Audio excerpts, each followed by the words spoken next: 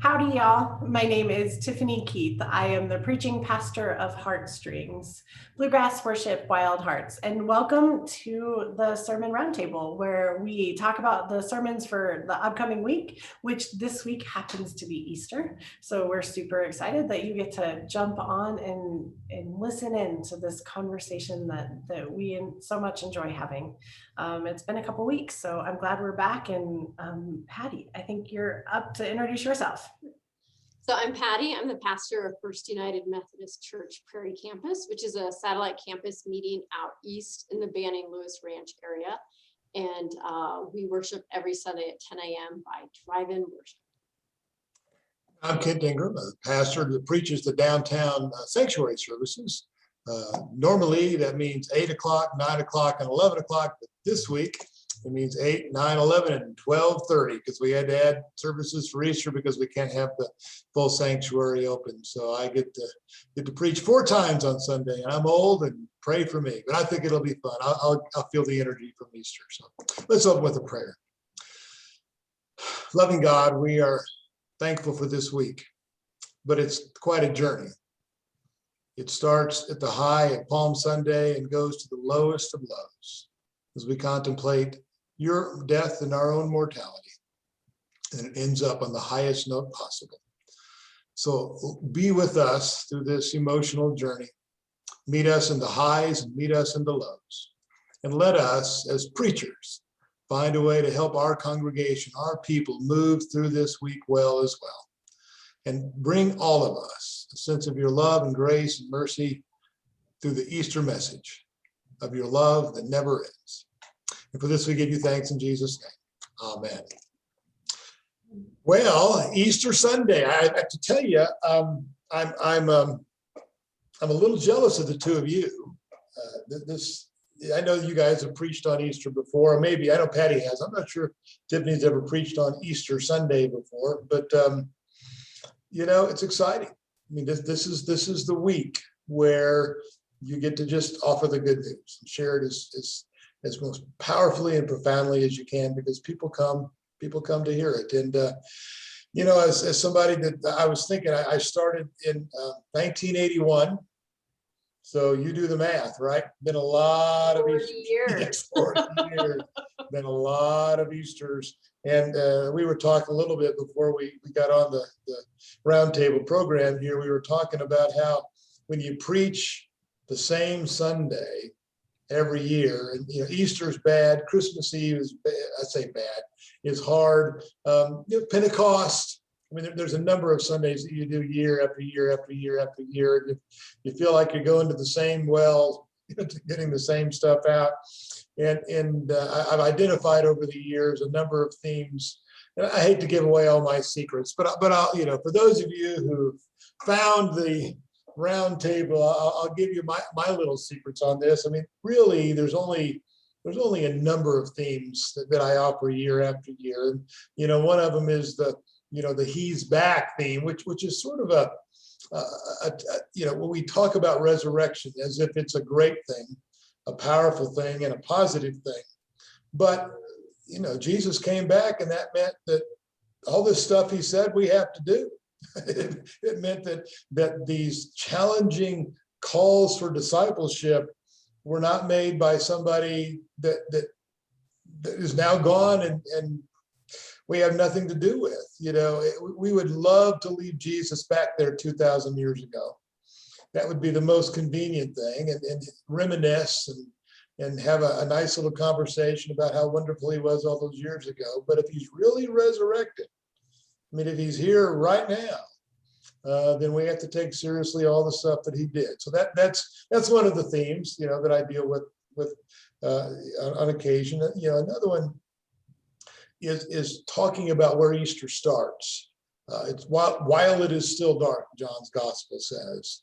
And there is, we all talk about this. Everybody in the trade talks about this, knows this, the tendency to go from Palm Sunday to Easter, or as I think it was Ginger Gaines Sorelli said in a sermon sheet I read on Facebook recently, we go from Christmas to Super Bowl to to Palm Sunday, to Easter, to the Masters, whatever. I mean, we go from these big events to big events to big events to big events. But Easter is not understandable if you don't have Good Friday. Easter is not understandable if you don't have darkness. And one of the things that I've said many, many times on Easter is that, and I know this sounds a little odd, but I hope you don't need Easter this year. It would be wonderful if on Easter Sunday morning you showed up with no pain and no suffering and no darkness and no fear, no grief and no hurt.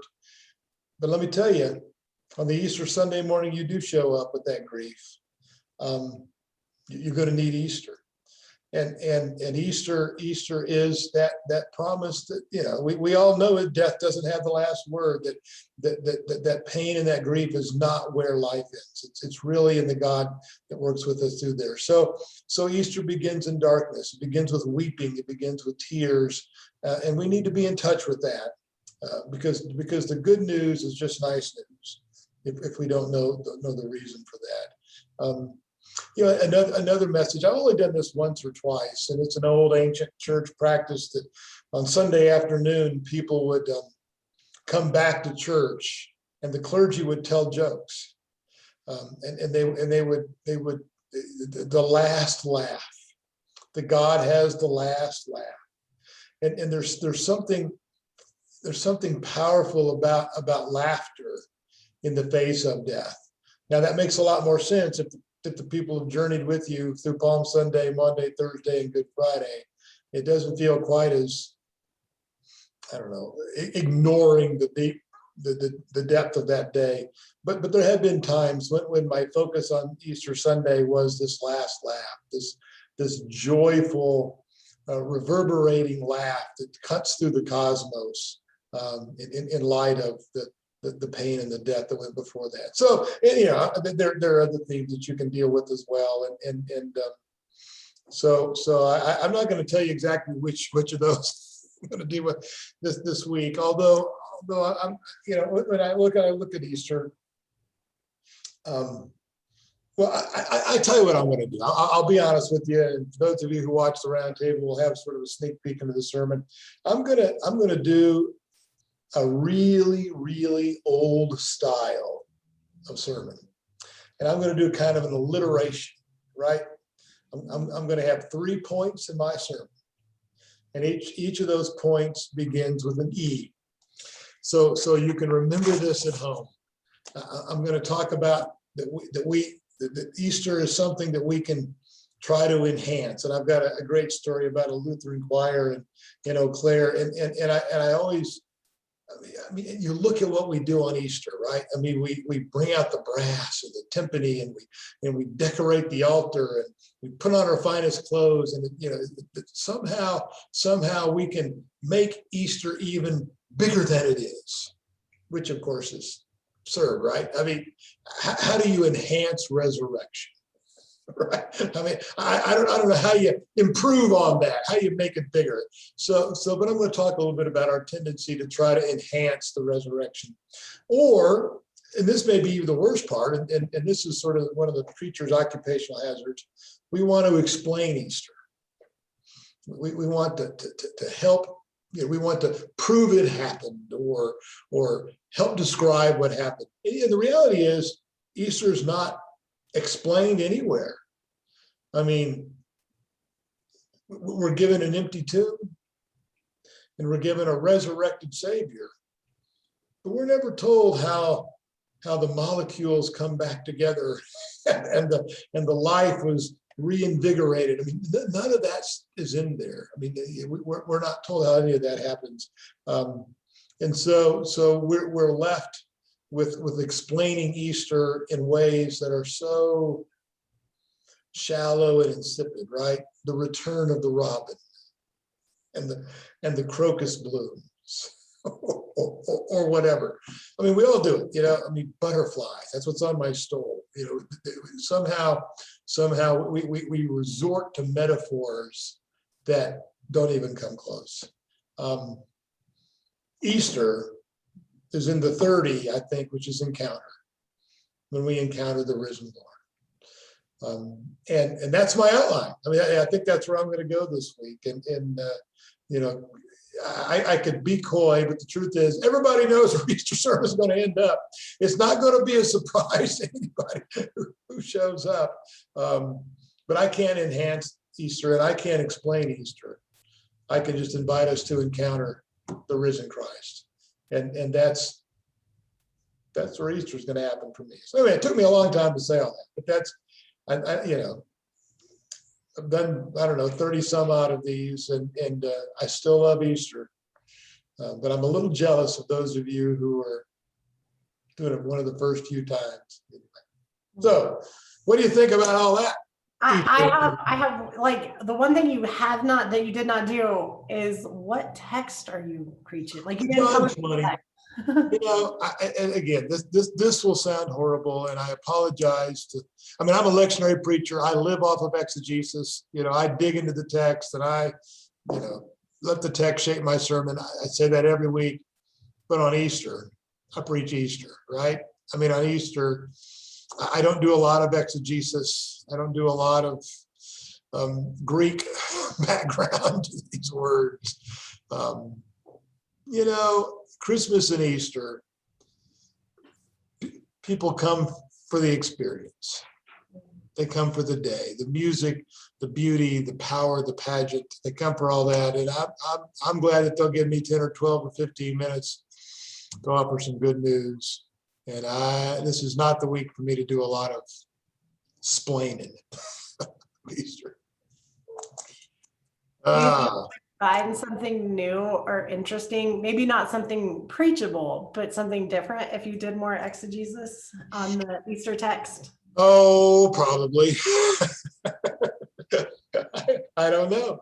You know, I mean, I used to dig through it and dig through it and dig through it. And, you know, then and now, you know, I mean, we didn't have Google when I started, but now I get these great ideas and I Google them for illustrations and find out that I've never had an idea that somebody else hasn't had before me, you know, and maybe better than what I've had. So maybe that's a good word. Maybe I need to dig back in. If I did, I would use the text you're going to use from Mark, I think, rather than the John 20 text. I think the John 20 text, well, the John 20 text is so familiar and so unsurprising. I mean, there's some interesting, obviously powerful things in it. But the Mark 16 text, well, we'll see what you have to say about it. But so I mean, just pause on that. I mean, what's the difference? Not having the John text right in front of me and not having preached on it for 40 years in a row.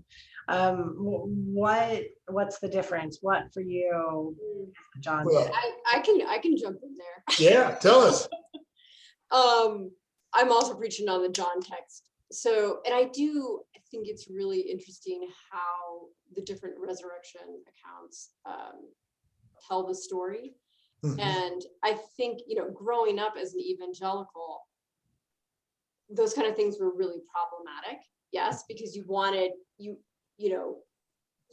everything to make sense and to be true and to be, you know, and so, but anyways, as a mainline Protestant now, I love that. Like, I love the differences in the text because, you know, it invites us to look at, you know, what is this gospel writer, it's like specifically trying to tell us or invite us to enter into with this. So I think it's a really cool thing. There's one thing I'm going to talk about later, but I think one of the— You want to just do your sermon now, since you and Kent are one. Okay, sure. Before Patty goes on, to answer Tiffany's question specifically, for me, the difference is that Mark asks the question, but John gives the answer. Cool. So Mark asks, why is the tomb empty? And you have to decide. John says, death couldn't hold him down. That's the answer. So that to me, you know, and there's something always a little bit more compelling to me about starting with the question and starting with the answer. So that's why if I was going to do a heavily exegetical text, I'd use the Mark text. You could play with that text. And you have all the fun of which ending came, when it came. That's right. Yeah, you got who three of wrote them. it and why. Yeah. You know, and you know, and they ran away because they were afraid of. I'm gonna argue for the John text because I mean it's one of my favorite passages in the Bible. You know, I'm just an absolute sucker for these intimate, tender, personal encounters with Jesus. Sure. I'm all about that.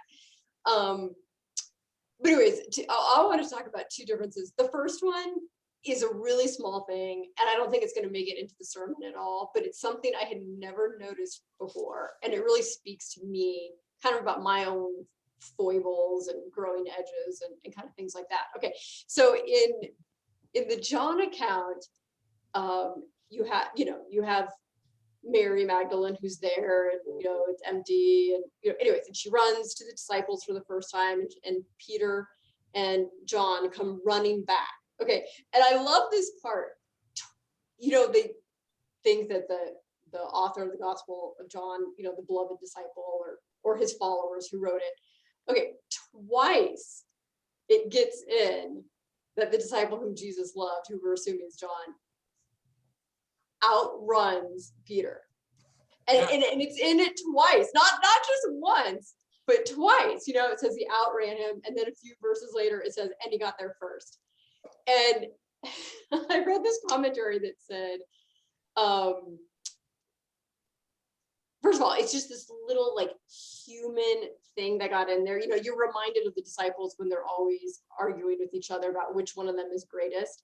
And here, even when announcing the resurrection, like John can't help but get in there this all important detail that he ran faster and he got there. Right. And anyways, this commentator was saying, the good news of that is, even with all our crap that we bring with us into the world and spew out, even in that, in our brokenness, God can use us to proclaim the resurrection. Yeah. So I just love that. Just for preachers, all preachers out there, if anybody's listening to that, I mean, that is good news, right? Even in our brokenness that we bring with us, God still uses us. Have you ever heard of Hal Luckett? Are any of you old enough? He's a great old Methodist preacher. I think he was a Yale guy. But anyway, Hal Luckett, look it up. I've got the book somewhere. He has a sermon on Easter. It begins with Easter begins with a foot race, and you read that, and then you stand out front on Sunday morning, and you see these people that are running late for church, and they're you know, and you know, you had to get up, you had to get dressed, you had to shine your shoes, you had to get the kids' cowlick combed down. I mean, there is this sense that on this big holy day, everybody's breathless when they get here. You know, you don't ease into Easter. You rush into Easter, and part of our job is to get them to slow down enough to breathe, to hear the message. So anyway, look up Hal Luckett's sermon. No, I like that. I read a sermon by Lillian Daniel that she talks about how Mary Magdalene, she's the one who just hung out. Like she stopped. She was, you know, she stayed there, and because he was just hanging out, she's the one who experienced the risen Christ. Yeah. Well, the women were the ones there, right? They were the only ones left. Yeah. Yeah. Anyways, that's just a side little difference. But the other difference that I'm really drawn to is that in the other Gospels, you know, the announcement of the resurrection is by the angels. You know, he is not here. He has risen. Why look for the living among the dead? But in John's Gospel, the resurrection is realized when Mary hears her name from the risen Christ. Yeah. And even, you know, when she sees Jesus and they talk, you know, she thinks he's the gardener, and he says, "Why are you weeping?" And she says, "You know, where's the body? Please tell me. I'll go get," you know, that whole thing happens, and she's still not recognizing him. And it's when he says, "Mary," that she realizes it's the risen Christ. Yeah. So I think where I may be going is something about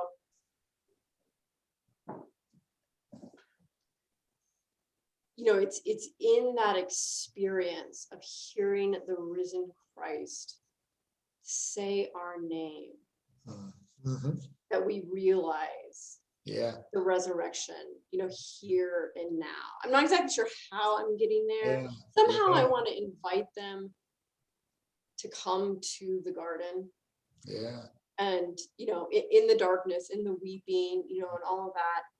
And that we come looking like Mary, we're looking for Jesus. Like you showed up this morning, maybe because, your spouse made you come or something, but maybe you came because there's a part of you that's looking for Jesus. Mm-hmm.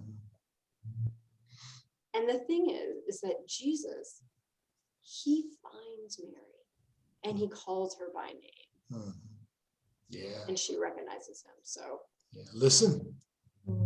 Listen. Listen. Yeah. You hear him call your name. Yeah. I love that. For me, I love the image of Jesus walking. Jesus as a gardener. That mistake makes that is the place for me that I feel that relationship with Jesus is in the walking in the garden, is in the human, the beauty, the broken, all of the things, is where I feel like I find God, right? You find God in that relationship, and that humanness is where I can connect best, Imagine in your mind what a gardener looks like. Mm. Right? I mean, So I mean, not right. I mean, not we're not talking tux, right? I mean, we're not talking hair brill creamed and closely shaven, and I mean, that's my prejudice and my bias. But when I imagine a gardener, yeah, they've had a rough night, right? Yeah. They're covered in dirt. Yeah. And yeah. Oh, absolutely. So in a quote that I did not use, I used a quote from a post that Nadia Bolz-Weber had posted, but I used part of the blog post, but not the whole thing. And there's another part that's just really beautiful. And she talks about Jesus as the gardener, and she talks about the dirt under his nails. Yeah. Like, she imagines that dirt is the dirt from his tomb. This like really the brokenness of him. Yeah. As a gardener, she didn't recognize him. I think it's like, it takes your breath away a little bit, right? Yeah. Just thinking about encountering the risen Christ. Yeah. And that's really what I love about this John passage, is it just gives us an incredibly intimate, tender portrayal of this scene. It's really, then the last thing I'll say, which I don't think it's going to make it into the sermon, but again, I love it, is, this is this incredible moment for Mary Magdalene, and the church came to call her later the apostle to the apostles. She's the one who goes and declares the good news, the first witness, the first evangelizer.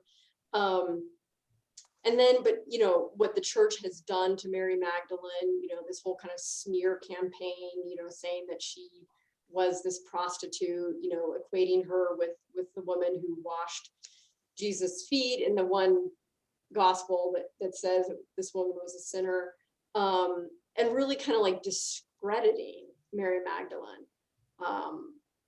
But biblical research and scholarship says, she was this woman of independent means, and she helped support Jesus' ministry. There's no reason to assume that she was this prostitute. All we know is that Jesus healed her of these 7 demons. The Pope, just within the last few years, elevated her feast day, recognizing her as the apostle to the apostles. So I like this resurrection of Mary Magdalene that has been happening in recent years. And I think this is one of those really powerful passages for women in ministry. So Absolutely. again, that probably won't get in there, but I Well, love this they're passage. the only ones left, the only ones left. You know, the men are a safe distance away. But you know, Mary Magdalene, she's a very interesting character in John, in that the first time you hear about her is at the foot of the cross. That's the first time she's mentioned in the Gospel of John. So I didn't know that. It's very mysterious, Yeah. you know? Yeah. Oh, yeah. Interesting. You preaching this week, Tiffany? Oh man. So I had two thoughts kind of as we were talking. This is my first Easter to preach. And I didn't connect this until we started doing this, but as I was writing the sermon and as I went back and read it a little bit, I was crying, like really crying. And I love it when sermons like make you cry. But now that I'm looking at it, I wonder if part of it is because it's my first Easter sermon. Like it's really the first time that I've got to like really, what is that truth kind of thing? And all of that to say, yes, my sermon is already written. It's Tuesday, right in the afternoon. I am recording it for TV here in a couple of hours. So I hope I can shove it into my head really quick. So I'm both preaching it this evening and then preaching it again live on Sunday morning at 10. So I am excited and nervous, and I did do the Mark one. So Mark 16, 1-8. And it is the one that kind of ends randomly thing. And the sermon is already written. I have a story that I started thinking about when I was for the sermon for this week. And on one hand, the story never makes the sermon. And on the other hand, it feels like the sermon is laid on top of the story. When I first started attending church, I happened at the same time my kids went to school with this amazing Jewish family. So we hung out with them all the time. And one of the things I loved about them is I could ask any question I wanted to ask. And I would continue to ask these questions, all sorts of questions about Judaism, about their faith, about how it connected to Jesus and what they thought about that, Christianity. And they answered them. They had all, like the whole family just had heart of a teacher, and they would teach me. And they invited me in to like Sabbath meals, right? So I would sit as they prayed these ancient prayers over, the bread and the wine before they ate dinner on Friday evening. And it was beautiful. And I was so grateful that they just would open up the way they opened up, until one day I asked about Messianic Jews. And like, there was an instant reaction to that. I could just feel the tension in the air grew, and it was surprising. And, the response was, well, there's no way Jesus was the Jewish Messiah. He did not bring 1,000 years of peace, like, end of story, not talking about it.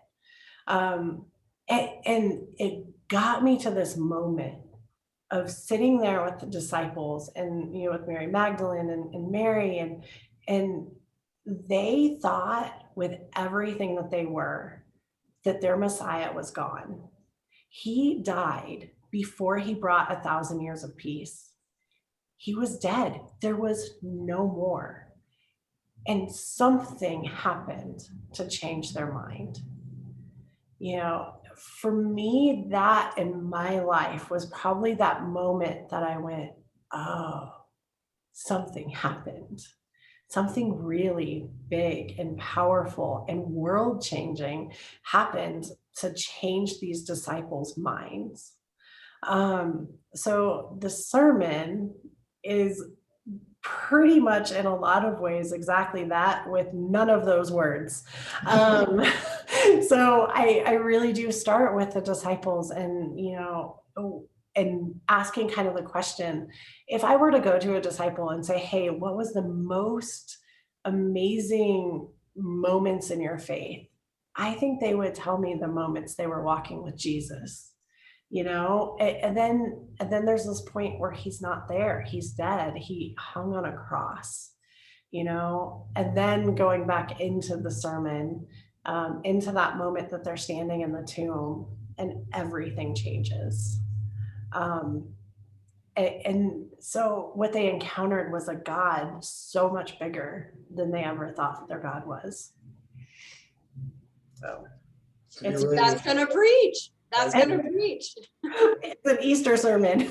What changed? Yeah, and this, I have to admit, Easter is one of those times when I'm a firm United Methodist centrist, right? And I am aligned with the progressives on lots of issues of social justice and doing my best to transform the church in the direction towards, I think, a social justice perspective. Well, I don't do very well on Easter with the sermon that it felt like he never left. I don't do really well with this reducing resurrection to a metaphor. That feels safe to me, but not very transformative. I mean, I can't explain resurrection. I'm not going to try to explain resurrection, but it goes back to something Tiffany asked. I mean, something happened that was big enough that these disciples, almost all of them, lost their life preaching the good news of the resurrection. And I don't know that a warm, reminiscent feeling would have been big enough to do that for them. So there was this moment in writing the sermon when you and I were chatting, and I'm like, what changed their mind? What changed their mind? And you both liked the question, but then I said something that made you think that the sermon was going to be just a nice, warm, fuzzy, what changed their mind? Yeah. And I asked you to be more clear about that. And I think that's what you're talking about, is it has to be resurrection. Death happened, not, well, he just slept for an hour. Yeah. I mean, the poem, the Updike poem, right? Which I'm probably going to read again, which I've read probably half the Easters that I've been preaching, maybe a third of them. It begins with this: make no mistake, if he rose at all, it was as his body. If the cell's dissolution did not reverse, the molecule reknit, the amino acids rekindle, the church will fall. It was not as the flowers, each soft spring recurrent. It was not as his spirit in the mouths and fuddled eyes of the 11 apostles. It was as his flesh, ours, the same hinged thumbs and toes, the same valved heart that pierced, died, withered, paused, and then regathered, and on it goes. There's something, I think there's something radical about that. And I think that in our attempt to be relevant to the culture, in our attempt to not push them beyond the area of belief, we've often reduced resurrection to a metaphor. And I don't get a resurrection. I don't understand it, but man, I believe it. I've been listening over and over and over again to one of the songs that we're going to sing at the heartstrings service. Ain't no grave gonna hold his body down. And I mean, so there it is for me. That's the traditionalist side of me that comes out. I'm really struck listening to this that I am only sitting here in this chair talking with the two of you because Roger and I went to an Easter service at an unnamed church here in Colorado Springs with our 3 little kids at that point. And we'd moved here over 13 years ago. And the preacher got up and said, the resurrection is a beautiful metaphor. And it's a beautiful metaphor that we can experience in our lives. And Roger and I looked at each other and we said, this is not the church for us. Let's try the Methodist church next week. Wow, that gives me chills. Man, well, it's just, metaphor's not big enough to lift the luggage. It's just, and I mean, I understand it. And I'm not going to criticize folks that disagree with me on this, but for me personally, I think it's Nighty Bolts Weber, Tiffany mentioned, I just want it all. I mean, I don't want to settle for half of the gospel. Give me the brokenness and give me the resurrection. And so I unashamedly, I mean, I think I forget who it was. Somebody said, that there are 2 times you're going to believe in the resurrection: when you're facing the death of someone you love, and when you're facing your own death. When the rubber meets the road, that's the message we look for. So Adam Hamilton talks about preaching on Sundays and on Easter Sunday. And he says every year, his entire ministry, people have asked him if he actually believes in the resurrection. And his answer every year, now he says it in the sermon at least once every year, is I'm counting on it. mhm. Like, our world is too broken to have a tiny God. Yeah, exactly. I am too broken to have a tiny God that's not big enough to resurrect me, Yeah, to walk with me and bring healing. I don't need a, I don't know. I don't need a famous rock star to be my God, right? I need somebody here. yeah.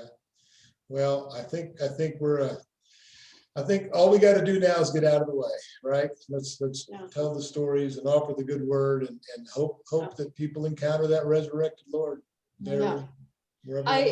I don't know if this is going to be in my sermon or not, but I came across that it was 2 or 3 years ago.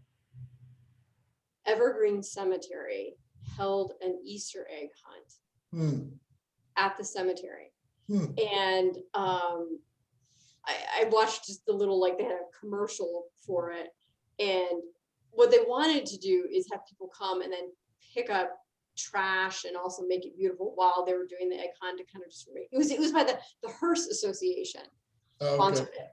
And anyways, there was nothing, I thought there would be something about the fact that this is the perfect place to have an egg hunt, but there was nothing, it was nothing about that at all. But I was thinking, right, I mean, what better place for Easter to happen than in a cemetery where the first one happened? In fact, if I may be mistaken, but I think the Hal Luckick sermon is entitled "News from the Graveyard." Yeah. Interesting. Anyway.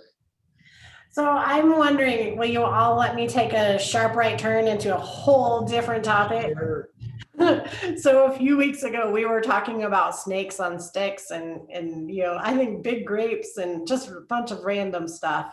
And one of the things that one of us said, I don't know which one of us said it, but we talked about the God of the Old Testament, that kind of vengeful God that would send down snakes. And we're like, that's not the God we believe in. So I had somebody approach me after the recording that he had watched it, and he's like, but don't you believe God can change God's mind? Don't you think that God grows and changes with us rather than being some static, unchanging, unfeeling, unrelational being? I'm like, of course I think God changes.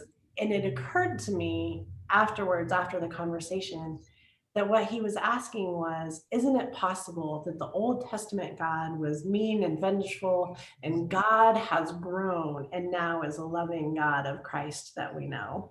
So I'm wondering if you all have thoughts. Sure, go ahead, Patty. Okay. I would say, I mean, first of all, with great humility, we're talking about divine things. So, we're all just, throwing in the dark here. Yeah. But I think my first response to that is it that God really changed, or is it that our understanding and experience of God changed? I mean, was God in the Old Testament times this vengeful, smiting God, or is that how the people understood and experienced God? I think I guess if I had to throw my hat in the ring, I would say they were understanding God through their own experience, which is what I do all the time. Like, I'm guilty of that all the time, but God is bigger than my misunderstanding of God. Yeah. So, and that, Patty, just to fully admit, totally was my answer too. And was my answer in the conversation. But then when I asked, when I was listening later, or when I was thinking about it later, I think he was asking that and asking, is it possible that God changed? Because I think God is a growing, organic, relational being that loves us. So I think that's both my answer, and I'm not sure it's a full answer. And Kent's laughing.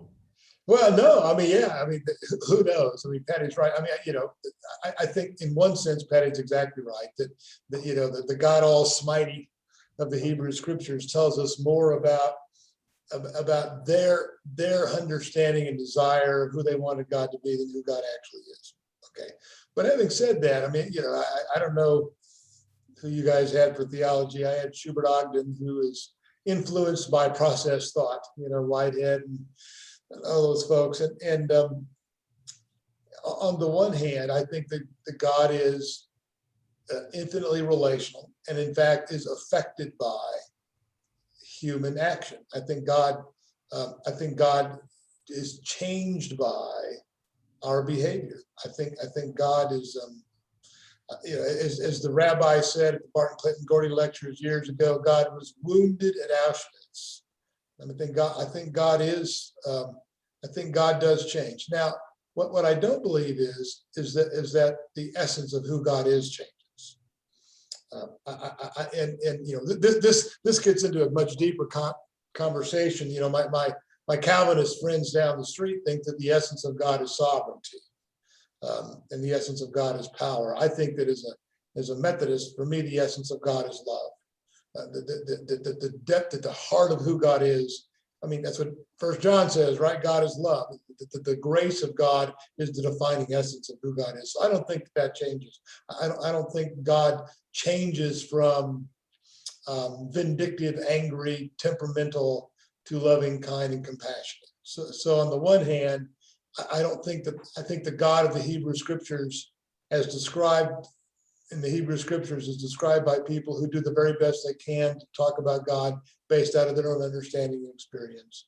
But I don't think that's actually who God is. But I also think that God is affected by us. I think God grieves and is wounded and hurts because of things that human beings do, and probably has joy and gratitude as well.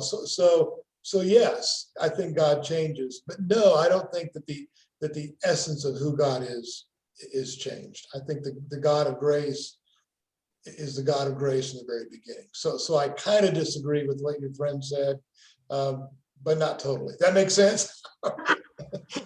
Totally. Yeah. Oh, man. All right. Thank you so much. Patty, do you want to close us with prayer? Oh God, on this Easter Sunday, help us to just get out of the way and let you be you, and your Spirit swoop through all our services and the services of anybody who's listening, and whether they're preachers or they're going to be sitting in the pews. God, may the resurrection be preached and known and experienced this Sunday. Amen. Amen. It's been fun. Blessings. Thank you all. Bye-bye.